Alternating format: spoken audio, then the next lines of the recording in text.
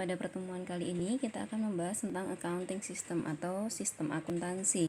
Sistem akuntansi merupakan metode atau prosedur untuk mengumpulkan data. Jadi data-data dari transaksi setiap hari dari perusahaan dikumpulkan, kemudian diklasifikasikan apakah dia mempengaruhi aset, liabilitas, ekuitas, pendapatan atau beban. Kemudian diringkas saldo-saldonya dalam bentuk buku besar, dari buku besar, kemudian membentuk neraca saldo, dan akhirnya dilaporkan dalam bentuk informasi keuangan yang kalau ke eksternal ya dalam bentuk laporan keuangan yang sudah kalian ketahui. Contohnya ada income statement, statement of owner's equity, dan statement of financial position. Sistem akuntansi ini membantu perusahaan dalam mencatat semua transaksi yang terkait dengan keuangan perusahaan. Kalau kalian ingat, kemarin kita belajar tentang siklus akuntansi, mulai dari business transaction, kemudian di jurnal yang ada economic eventnya, kemudian dimasukkan, diposting ke dalam ledger, dari ledger kemudian saldonya disusun menjadi unadjusted trial balance, kemudian ada proses adjustment di akhir periode, terbentuklah neraca saldo yang sudah disesuaikan, kemudian disusun laporan keuangannya mulai dari income statement, statement of owner's equity, kemudian statement of financial position atau balance sheet, dan kemudian semua akun nominal ditutup. Nah, di akhir periode tersisa akun real saja yang akan disusun dalam post closing trial balance. Nah, pada bab kali ini, pada bab sistem akuntansi ini, kita akan belajar sistem akuntansi baik yang manual maupun yang terkomputerisasi. Nah, kenapa kok masih belajar yang manual, Bu? Karena dari sistem akuntansi yang manual kalian akan paham alur dari siklus akuntansinya dari sistem tersebut. Jadi mulai dari menganalisis, kemudian nanti kalian mampu mendesain sistemnya sesuai dengan kebutuhan perusahaan tersebut, apakah perusahaan tersebut perusahaan kecil, menengah, atau perusahaan besar gitu. Kemudian diimplementasikan sistem yang sudah dibuat. Nah, manfaatnya apa sistem akuntansi ini? Untuk pengendalian internal dan untuk memproses informasi tentu saja, sehingga nanti muncul sebuah laporan keuangan yang bisa dibaca dengan mudah. Nah, bab ini akan mengkhususkan membahas tentang ledger. Ledger itu kalau perusahaannya kecil ya, yang transaksinya nggak terlalu banyak, ledgernya nggak masalah, dia pakai general ledger aja. Tapi saat transaksi tersebut sangat banyak, jadi setiap hari ada transaksi dan lebih dari 10 pelanggan misalnya. Jadi sebulan itu ada 300 transaksi aktif, bisa lebih, maka ledgernya nanti akan sangat banyak isinya. Contohnya misalnya piutang, yang hubungannya dengan klien ya. Piutang. Ledger piutang, buku besar piutang, itu akan sangat berisi banyak transaksi yang hampir mirip gitu ya. Nah, karena sangat banyak transaksinya sehingga kita jadi kesulitan saat membacanya. Di buku besar ini juga butuh bantuan gitu ya. Contoh yang lain lagi misalnya utang. Saat kita punya supplier yang cukup banyak dan kita punya operasional perusahaan yang tinggi sirkulasinya, jadi kita akan sering berhubungan dengan supplier. Jadi untuk general ledger account payable, kita akan membutuhkan bantuan juga. Siapa yang bisa membantu general ledger? Yang bisa membantu general ledger itu adalah subsidiary ledger atau buku besar pembantu. Coba bayangkan kalau misalnya transaksi piutang, transaksi penjualan secara kredit, itu dicatat semuanya dalam account receivable. Maka kita tidak akan bisa melihat piutang A itu masih berapa, piutang B itu sekarang saldonya berapa, piutang C saldonya berapa. Kita nggak bisa lihat tuh saldo masing-masing piutangnya. Namun saat kita membuat buku besar pembantu subsidiary ledger, account receivable subsidiary ledger, maka kita akan tahu saldo dari alpha berapa, saldo piutang beta berapa, saldo piutang Charlie berapa. Total dari ketiganya kita masukkan ke dalam general ledger account receivable. Jadi nanti general ledgernya account receivable ini hanya berisi saldo akhir dari subsidiary ledger. Jadi dia dibantu biar nggak terlalu banyak isinya. Kalau terlalu banyak juga kita saat melihatnya itu sulit menggunakannya untuk pengambilan keputusan. Coba kalau misalnya ada general ledger yang berisi saldo akhir, kemudian ada subsidiary ledger yang berisi masing-masing klien, jadi mudah kita melihatnya. Klien A masih berapa piutang ke kita, B, C, dan seterusnya berapa piutangnya ke kita. Jadi kita mudah memberikan informasi yang lebih bermanfaat bagi penggunanya. Sehingga saat kita mau menagih gitu kan, kita tahu kita tagih alfa itu berapa, 2.500, atau kita tagih beta berapa gitu. Kalau misalnya kita nggak punya subsidiary ledger, kita nggak tahu berapa saldo piutangnya alfa, berapa saldo piutang beta maupun si Charlie. Contoh lain yang ada buku besar pembantunya yang mana? Hutang itu juga sangat mungkin memiliki subsidiary ledger. Jadi kalau kita memiliki supplier yang banyak, maka kita butuh juga buku besar pembantu untuk hutang ini. Jadi kita jadi tahu berapa hutang kita ke Delta, ke Echo, ke Foxtrot maupun ke Golf. Hal ini bisa membantu kita mengelola hutang, mengelola kas yang nantinya akan kita keluarkan sebagai pembayaran hutang. Nah, nanti saldonya kita masukkan ke dalam controlling account-nya. Controlling account dari subsidiary ledger untuk account payable ya, account payable pada general ledger. Di sini totalnya 8.500.000 atau 8.500 kita masukkan ke dalam controlling account-nya. Account receivable tadi pada general ledger merupakan controlling account dari account receivable subsidiary ledger. Mungkin nggak Bu ada buku besar pembantu selain piutang dan utang? Ya, sangat mungkin ada.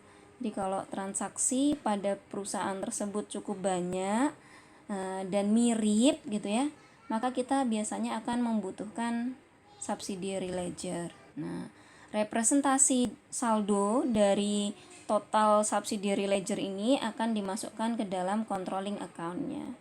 Jadi nanti general ledger-nya atau controlling account-nya ini tidak perlu memiliki transaksi yang terlalu banyak. Contoh yang misalnya sangat mungkin memiliki subsidiary ledger itu adalah PPI misalnya. Jadi kalau misalnya perusahaan tersebut sangat banyak memiliki transaksi pembelian PPI misalnya ya, totalnya akan masuk pada controlling account-nya.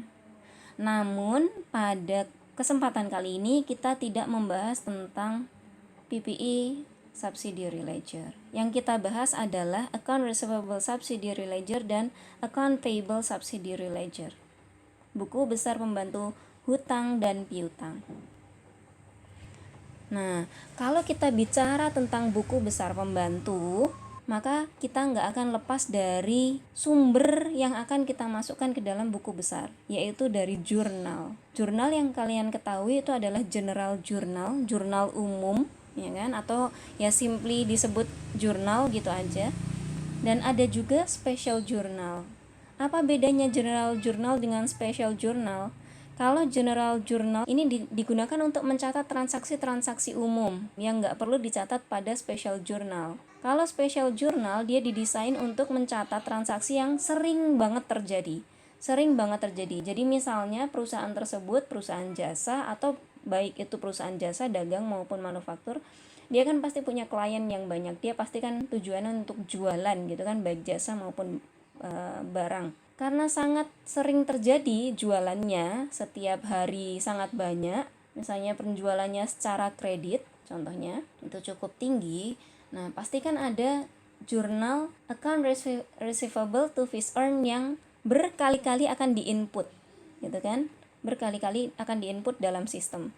Nah, daripada menginput berkali-kali, maka kita akan menginputnya dalam special journal ini, jurnal khusus ini. Nah, kalau tadi kita udah tahu special journal dan general journal bedanya di awal tadi itu seperti itu, maka kita tahu general journal itu lebih cocok untuk small businesses yang nggak terlalu banyak transaksi, yang transaksinya ya biasa aja, nggak yang terlalu rame, umumnya untuk perusahaan kecil atau perusahaan baru berdiri. Sedangkan jurnal khusus akan sangat dibutuhkan bagi perusahaan kelas menengah atau yang besar yang transaksinya sangat banyak setiap harinya dan mirip-mirip berkali-kali daripada berkali-kali dicatat gitu kan. Ya, lebih baik dicatat dalam bentuk yang lebih sederhana. Jadi special journal ini bentuknya sederhana. Kalau general journal kemarin kalian akan input dalam two or more line entry kan. Jadi ada debit part di atasnya di first line, kemudian di bawahnya di second line-nya ada credit part-nya. Sedangkan di special journal atau jurnal khusus ini hanya single line item saja. Single line item aja. Tetap ada debit dan kreditnya, tapi kita input dia dalam single line item. Kok bisa, Bu? Gitu. Nanti kita bahas contohnya ya. Nah, kalau general journal itu contohnya adalah misalnya transaksi-transaksi adjustment, correction of error, kemudian penyusutan, penghapusan inventory, penjualan atau pembelian dari non-current asset, atau closing entries. Sedangkan contoh transaksi yang bisa dimasukkan ke dalam jurnal khusus itu adalah jurnal untuk pembelian, jurnal untuk pendapatan, jurnal untuk penerimaan kas, juga jurnal untuk pembayaran kas. Kita lihat langsung bedanya dari kedua jenis jurnal ini. Nah, kalau general journal yang sudah kalian ketahui kan mulai dari tanggal dicatat, kemudian ada description-nya, apa itu akun yang ada di debit, apa akun yang ada di kredit, gitu kan? Kemudian amount-nya di sebelah kiri dan sebelah kanan. Coba kalian bayangkan kalau kalian punya subsidiary ledger dan general ledger, kemudian kalian mencatat tetap menggunakan general journal, tetap menggunakan jurnal umum. Kalian akan membuat jurnal untuk 5 transaksi ini, kalian akan membuat 1, 2, 3, 4, 5, 6, 7, 8, 9, 10 akun plus 10 amount, dan selain 10 akun dan 10 totalnya, kemudian kalian juga akan memasukkan baik alpha, beta, charlie, alpha, charlie ini ke dalam subsidiary ledger-nya. Jadi ada berapa banyak tadi? 10 tambah 10 tambah 5. Wah, banyak banget ya. Kita harus simplifikasi.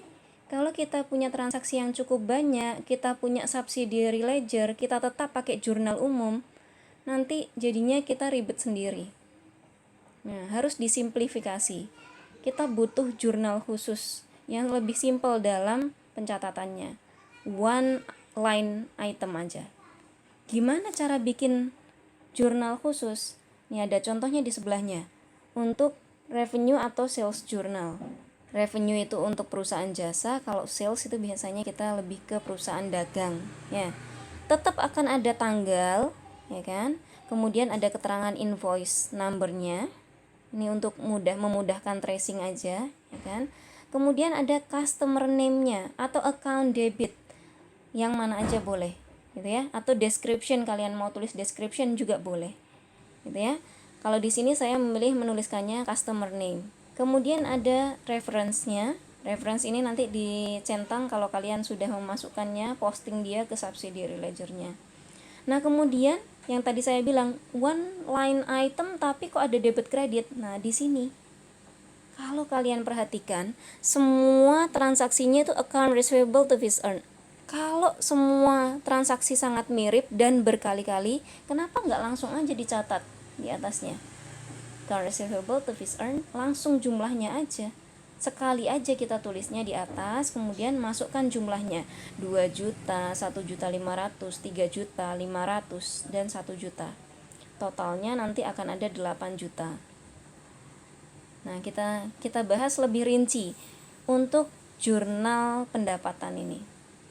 Bagaimana cara postingnya ke dalam buku besar, baik buku besar pembantu maupun buku besar yang umum. Subsidiary ledger dan general ledger-nya. Di sini ada subsidiary-nya. Di sini ada general ledger-nya. Ya kan? Gimana cara postingnya?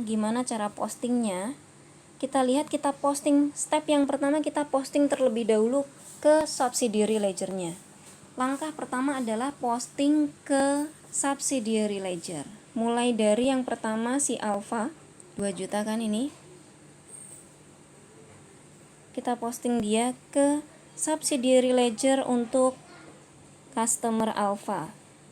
Tanggal 1, reference-nya dari revenue atau sales journal halaman 2, debitnya sebesar 2 juta. Jadi saldo dari Alpha besar 2 juta. Kemudian tanggal 10 dari Beta, kita masukkan ke subsidiary ledger dari customer Beta. Tanggal 10 dari revenue atau sales journal halaman 2, debit sebesar 1.500.000, saldonya 1.500.000. Tanggal 13 ada Charlie, dia punya piutang ke kita sebesar 3 juta. 13, reference-nya revenue atau sales journal halaman 2, debit 3 juta, saldonya 3. Nggak berhenti di situ, masih ada Alpha, dia juga bertransaksi lagi, ya kan, ini kan, sebesar 500 tambahannya, tanggal 15, sehingga saldo piutangnya bertambah menjadi 2.500.000. Kalau sudah diposting ke subsidiary ledger, dikasih centang ya. Terakhir si Charlie, dia menambah piutangnya sebesar 1 juta, tanggal 25, ya kan, kita centang kalau sudah kita masukkan. Oke. Kalau sudah, langkah pertama tadi kan kita masukkan ke subsidiary ledgernya, kemudian kita kasih reference-nya di halaman berapa jurnalnya, kemudian kita centang di revenue atau sales jurnalnya bahwa kita memang sudah masukkan ke subsidiary ledger. Kemudian langkah keempat adalah kita masukkan dia ke general ledgernya. Cukup di akhir bulan ya, jadi single monthly totalnya, nggak perlu berkali-kali. Sekali aja pada tanggal 31 di akhir bulan, kalau Agustus kan 31 ya. Di akhir bulan kita masukkan dia ke yang pertama, account receivable. Totalnya adalah 8 juta. Kita masukkan dia ke debit account receivable. Ini kebetulan ada saldo awalnya 1 juta, kemudian dari revenue atau sales journal bertambah 8 juta, sehingga debitnya ada 9 juta. Kreditnya ada fees earn atau sales. Di sini masukkan juga sebesar 8 juta di kredit. Jangan lupa diberi referensinya. 8. Selesai. Gitu cara posting dari jurnal khusus ke subsidiary ledger maupun general ledger. Kalian lihat general ledger dari account receivable jadi sangat simpel sekali, daripada nanti dia akan memiliki banyak item, ya kan? Lebih baik dia punya item satu aja gini. Nah, item yang banyak tadi masuknya ke dalam subsidiary ledgernya.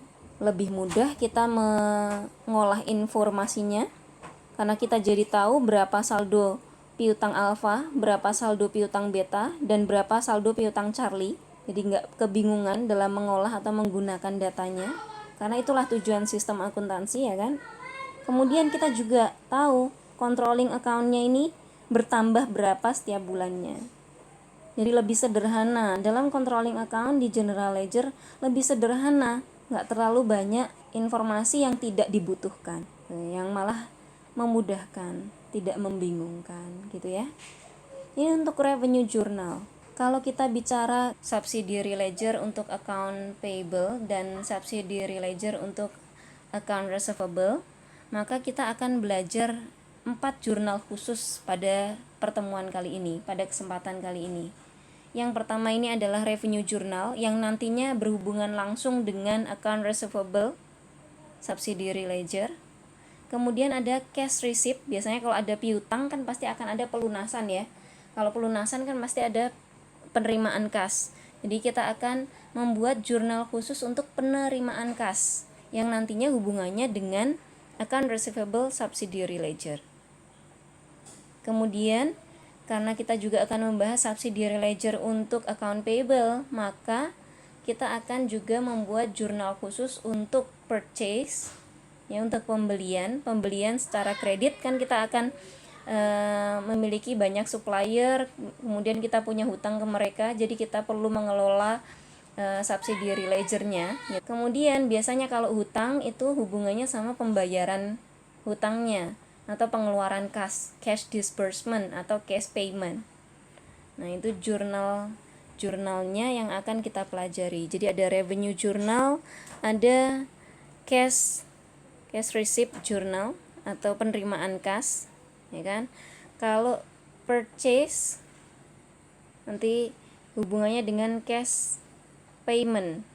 Ini masuknya ke AP subsidiary ledger. Kalau yang dua ini hubungannya dengan account receivable subsidiary ledger. Bisa dibaca nggak ya tulisan saya?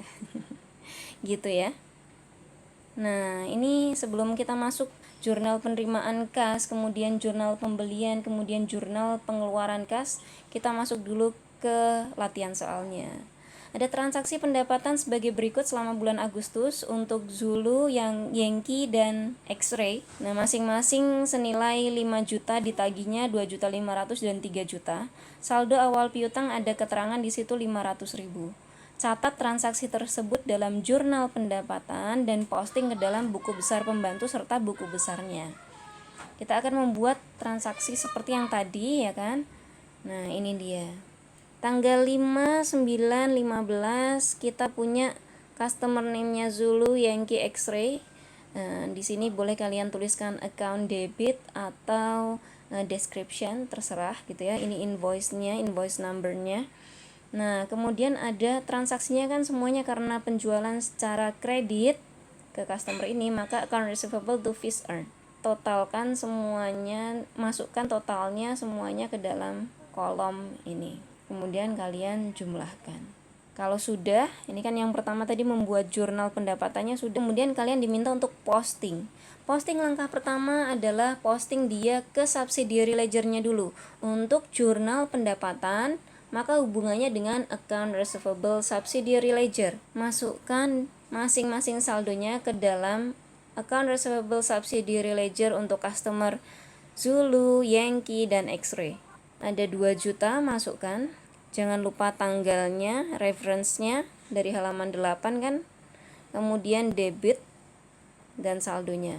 Kalau sudah diposting jangan lupa dicentang pada jurnalnya. Untuk yang Yankee juga gitu, dan untuk X-Ray juga masukkan. Kalau sudah dimasukkan, dicentang. Langkah berikutnya adalah masukkan total ke dalam general ledger-nya. Ada controlling account-nya di sini.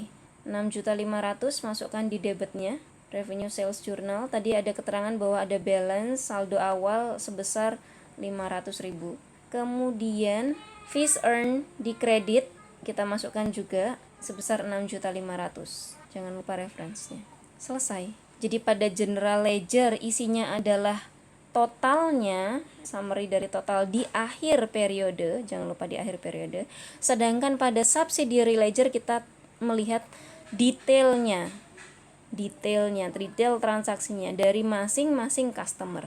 Sehingga saat kita mau menagih atau kita membutuhkan informasi saldo piutang dari masing-masing customer, kita sudah bisa mengetahuinya di account receivable subsidiary ledger-nya. Oke? Mudah ya untuk revenue journal dan account receivable subsidiary ledger. Kita lanjut ke cash receipt journal. Ini hubungannya nanti ke account receivable subsidiary ledger. Jadi umumnya kita mendapatkan kas itu karena kita berjualan kan, karena kita berjualan gitu ya. Bisa juga karena pelunasan piutang. Jadi semua transaksi yang hubungannya dengan penerimaan kas kita masukkan ke dalam cash receipt journal.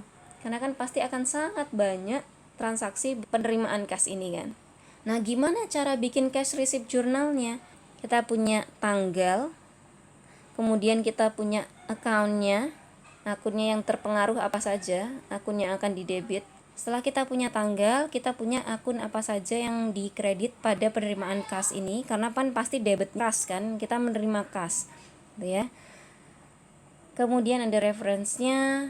Nah, di debitnya agak berbeda sama yang jurnal pendapatan. Kalau untuk yang jurnal pendapatan tadi kan selalu debitnya adalah account receivable to fees earned. Kalau yang kali ini karena penerimaan kas itu bisa dari mana saja, maka kita akan membuat kolom masing-masing. Yang pasti kasnya pada debit. Kreditnya bisa account receivable untuk pelunasan piutang, atau juga bisa jadi dari yang lainnya, other account. Kita tuliskan di sini. Nah, di sini ada 3 transaksi dari Alfa melunasi piutangnya. Kemudian ada rent revenue. Jadi mungkin perusahaan ini punya lokasi yang bisa disewakan, misalnya untuk ATM corner gitu kan. Kemudian ada pelunasan dari Charlie. Jadi kalau Alfa tadi kan pasti cash to account receivable karena pelunasan piutang. Sedangkan rent revenue cash to rent revenue. Makanya di sini masukkan ke other account. Kemudian di Charlie pelunasan piutang cash to account receivable. Masing-masing account totalkan. Kalau sudah, kita akan posting jurnal penerimaan kas ini ke subsidiary ledger-nya. Yang terpengaruh tadi sudah kita diskusikan adalah account receivable subsidiary ledger. Di sini hanya si Alfa dan Charlie account receivable subsidiary ledger-nya yang terpengaruh. Alfa tanggal 10 sebesar 1.500.000 dia melunasi hutangnya dari cash receipt journal halaman 5, kita centang kalau sudah. Kemudian 2.500.000 pelunasan dari Charlie pada tanggal 30. Cash receipt halaman 5. Oke, kalau sudah kita masukkan ke general ledger-nya. Masukkan ke general ledger-nya. General ledger yang pertama yang ada di debit kan kas, jadi kita masukkan ke general ledger kas. Totalnya adalah 6.500.000. Kita masukkan di sini cash receipt tanggal 31. Kemudian kita masukkan account receivable-nya sebesar 4 juta. Cash receipt 5 sebesar 4 juta di kredit berkurang karena ada pelunasan piutang. Kemudian other account ini berupa rent revenue sebesar 2.500.000 di kredit dari cash receipt journal. Kalau sudah kita masukkan reference-nya 4110. Selesai postingnya. Ini untuk cash receipt journal. Sekarang ada purchase journal. Kalau tadi revenue journal dan cash receipt journal hubungannya dengan account receivable subsidiary ledger, purchase journal dan cash payment journal hubungannya dengan account payable subsidiary ledger. Ada 3 transaksi di sini, dibuat sederhana ya. Di purchase journal akan mencatat semua jurnal pembelian. Ada 3 transaksi di sini. Debitnya adalah bisa jadi itu adalah pembelian supplies. Kalau di sini kan masih kita bicara tentang perusahaan jasa, sehingga kita hubungannya dengan supplier itu membeli bahan habis pakai. Kalau nanti sudah perusahaan dagang, nah sangat mungkin di sini adalah inventories. Kemudian secara kredit maka kreditnya adalah account payable. Atau bisa jadi kita pembelian yang lainnya, pembelian equipment misalnya. Jadi kita masukkan ke other account. Di sini equipment to account payable. Nah, kalau sudah membuat purchase journalnya, kita punya saldo dari masing-masing akun, dari supplies, kemudian other account-nya, kemudian account payable-nya, maka kita akan posting saldo dari masing-masing supplier ke AP subsidiary ledger dan total di masing-masing akun ke general ledger-nya. Yang pertama untuk account payable-nya Romeo. Pada tanggal 5 dari purchase journal halaman 4, kita kredit sebesar 1.500.000. Hutangnya bertambah kita ke Romeo. Kemudian ke Sierra Equipment, kita juga akan menuliskan hutang kita pada tanggal 15 dari purchase journal 4. Kemudian ke Oscar juga begitu. Kalau sudah, masukkan total dari masing-masing akun ke general ledger-nya. Controlling account-nya ada di sini, account payable-nya. Account payable-nya 8.500.000 secara kredit. Awalnya ada 500.000 hutang kita, maka bertambah 250. Total seluruh hutang yang muncul pada transaksi bulan tersebut ditambahkan. Jangan lupa reference-nya. Ini tadi kalau sudah diposting jangan lupa dicentang ya kan. Nah, kalau sudah masukkan supplies sebesar 4.500.000 debit. Dan other account-nya ini adalah equipment sebesar 3.750. Itu cara posting, cara membuat jurnal pembelian dan posting ke subsidiary ledger dari account payable dan general ledger-nya. Yang terakhir, cash payment journal. Cash payment journal hubungannya dengan semua transaksi pembayaran kas. Semua transaksi pembayaran kas akan kita masukkan ke dalam jurnal pembayaran kas, atau biasa juga disebut cash disbursement journal, sama aja. Kita tuliskan di jurnalnya account payable to cash dari Romeo, kita masukkan ya. Kemudian account payable to cash dari Sierra Equipment kita masukkan. Kemudian untuk Romeo juga begitu. Nah, pembayaran kas itu kan nggak hanya untuk pembayaran hutang saja, namun juga untuk bayar beban misalnya. Maka di sini sangat mungkin utilities expense to cash. Nah, di sini makanya dibutuhkan kolom tambahan selain account payable dan cash. Jadi nggak bisa dijadikan satu seperti yang revenue journal tadi. Kemudian yang terakhir ada Oscar, account payable to cash. Jangan lupa ditotalkan biar mudah nanti posting ke general ledger-nya. Kalau sudah membuat cash payment journal, kita posting ke account payable subsidiary ledger. Romeo sebesar 500, kita melunasi hutang kita pada tanggal 10. Cash payment halaman 6. Centang kalau sudah. Kemudian Sierra Equipment tanggal 18, kita bayar sebesar 750. Cash payment halaman 6. Tinggal 3 juta hutang kita. Ke Romeo lagi kita bayar sebesar 500.000. Jadi tiap 10 hari bayar ya. Jadi tinggal 500. Kemudian utilities expense nggak masuk di subsidiary ledger, nggak masuk ke account payable subsidiary ledger, jadi kita nggak perlu masukkan dia ke account payable subsidiary ledger. Jadi Oscar sekarang kita bayar Oscar sebesar 1 juta, jadi tinggal 2 juta hutang kita ke Oscar. Sekarang kita masukkan ke general ledger-nya. Total dari 2.750 account payable yang sudah kita bayar, kita akan masukkan ke account payable, controlling account-nya, account payable. Cash payment sebesar 2.750. Jadi hutang kita tinggal 6 juta. Kemudian utilities expense sebesar 500.000 masukkan. Kalau sudah dimasukkan di sini dituliskan reference-nya di nomor account-nya, ya kan? Number of account. Kemudian ada credit cash sebesar 3250. Jadi kalau tadi ada cash receipt, kemudian ada cash payment. Sehingga nanti buku besar kas itu tidak lagi perlu terlalu panjang seperti yang kita sudah pernah membuat contoh pengerjaannya, itu kan ada contoh soalnya, itu kan kas itu kan selalu banyak sekali. Nah, ini cukup saldo, cash payment sama cash receipt, selesai, langsung ketemu debitnya. Jadi subsidiary ledger dan special journal itu memang sangat membantu dalam mensimplifikasi pencatatan, terutama bagi perusahaan yang memiliki transaksi yang cukup banyak setiap bulannya.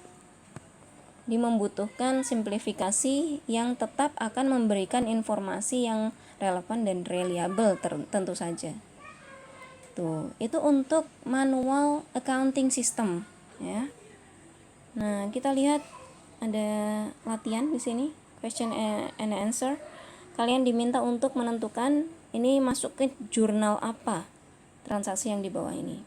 Kita lihat yang pertama tanggal 1, terbit tagihan ke Sierra atas jasa yang telah kita berikan. Maka kita masukkan ke dalam ya revenue journal. Revenue journal hubungannya nanti pada account receivable subsidiary ledger ya, AR ya, AR sub ledger. Kemudian menerima uang tunai dari Romeo untuk pembayaran piutang, cash receipt journal, betul. Hubungannya masih sama dengan account receivable subsidiary ledger. Terbit faktur kepada Golf ya, revenue journal. Terbit faktur ke Yankee sama ya, revenue journal.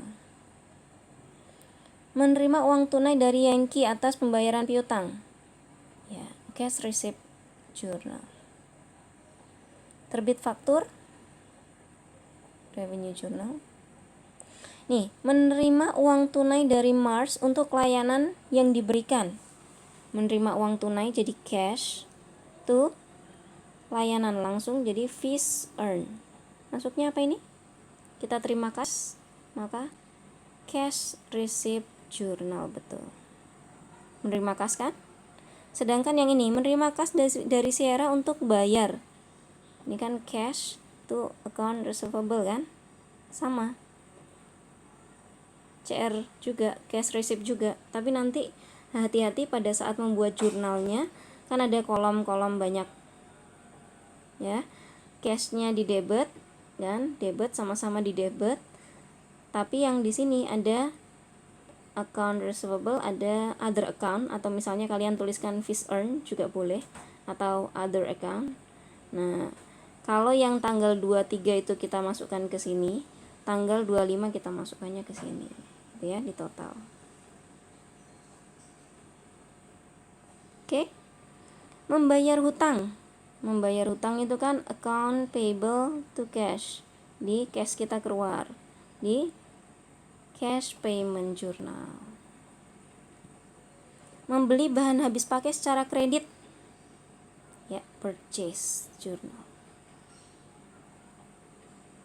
Kemudian terakhir pada akhir periode bahan habis pakai tersisa adalah sebesar 500.000.